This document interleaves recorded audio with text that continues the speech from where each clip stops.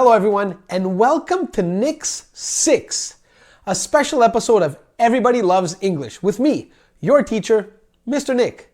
Nick's 6 is a special video which focuses on specific cultural events or traditional holidays that everyone learning English and living in North America should know about. I'm going to tell you a little about the event, holiday, or tradition, and then I will introduce you to 6 idioms, expressions, or phrasal verbs that everyone needs to know. Today's subject is the Super Bowl. If you don't know what the Super Bowl is, I suggest you watch this video because I strongly believe that English is not just a school subject, but a life skill. It's a skill that must be learned by experiencing it and interacting in the culture of the place you live in. As we say, when in Rome, do as the Romans do. The Super Bowl, for example, is just something everyone living in North America should know about. Just imagine if I moved to Colombia, Mexico, or Brazil, and I went to a party with my new friends.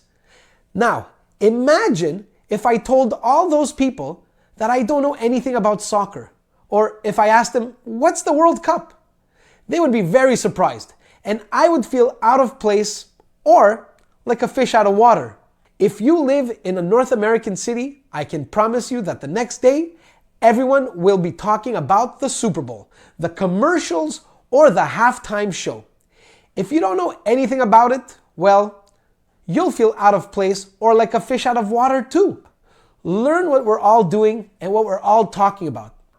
Join the party. We want you here with us.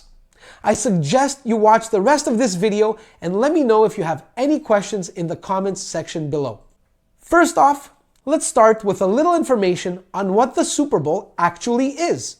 The first ever Super Bowl was in January 1967. The Super Bowl is the big final championship of the National Football League, or the NFL.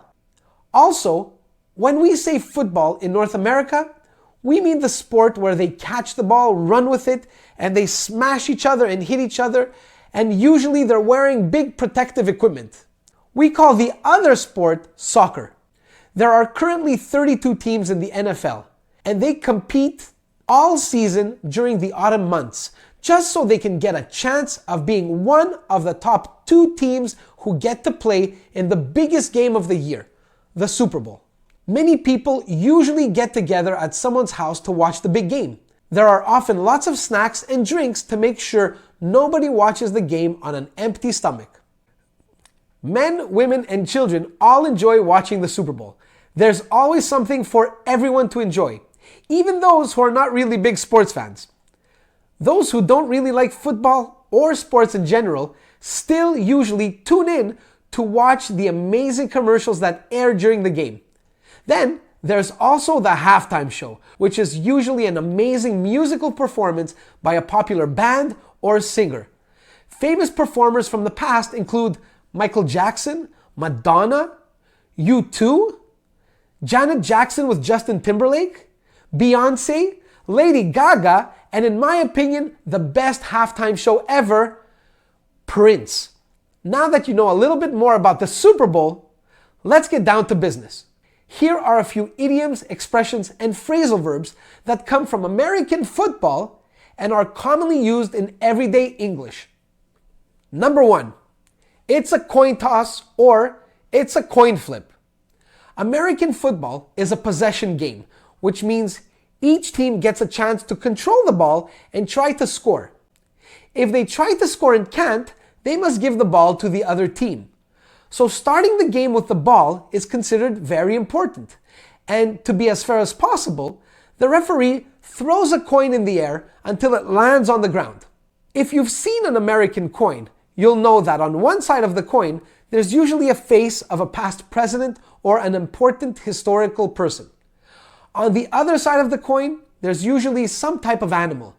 We call these two sides of the coin heads or tails.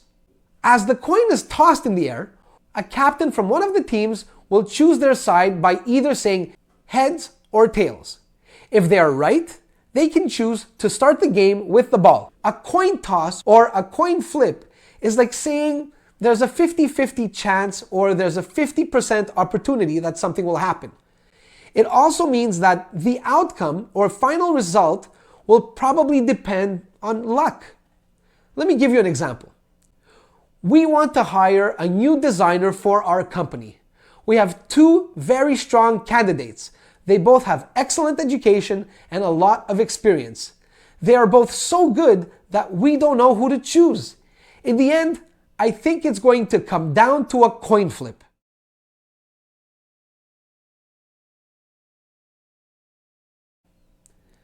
Number 2, to kick off. A kickoff is when the game is started or resumed after one of the football teams scores some points. A kickoff is performed by a player kicking the ball to the other team from a designated spot on the field. We also have this in soccer when the game is started by kicking the ball at center field. Let me give you an example. The big game will kick off this Sunday at 6:30 p.m.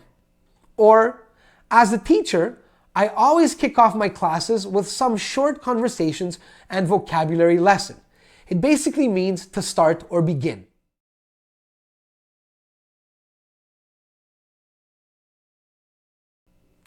Number 3, to pick up the ball and run with it, or to take the ball and run with it. In football, a player sometimes has to help his team by picking up the ball and running with it in order to score a touchdown. That's like scoring a goal in football. Sometimes it's a ball that another player dropped because they fell down or could not finish the play properly. As an idiom, it means to take responsibility for getting something done, especially after someone else has tried and failed. Here's an example. The new restaurant manager has a lot of work to do. The previous manager did a very bad job and the restaurant lost many customers. The owners hired a new manager with lots of experience and a good reputation to pick up the ball and run with it.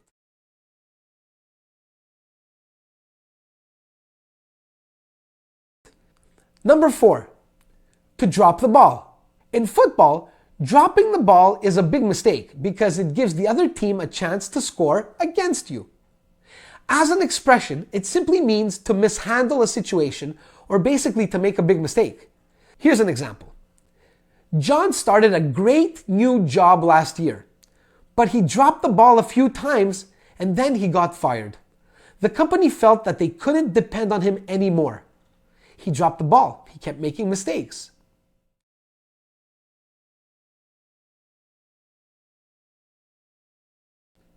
Number 5, to score a touchdown.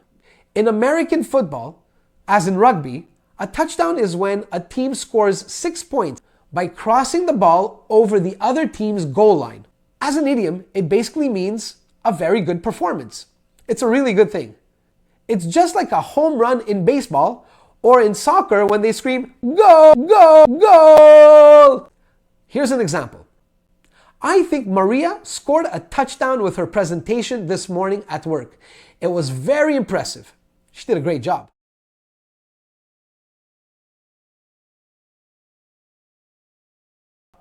And our last one, number 6, Monday morning quarterback.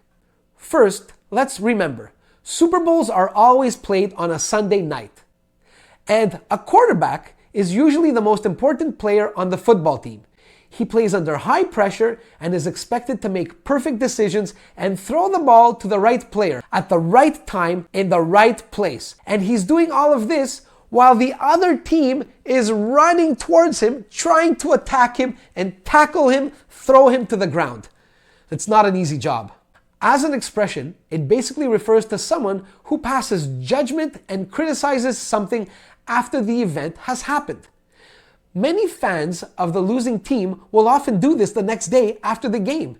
This is common for all sports. You know, they say things like, "I would have done this," or "He should have done that. Why didn't he do this?"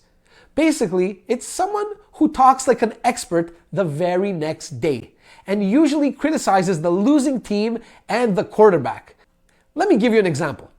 A building that was standing for over 20 years suddenly collapsed and fell to the ground. All the Monday morning quarterbacks started criticizing the design and architecture of the building and its construction. Basically, after the building fell, everybody was an expert.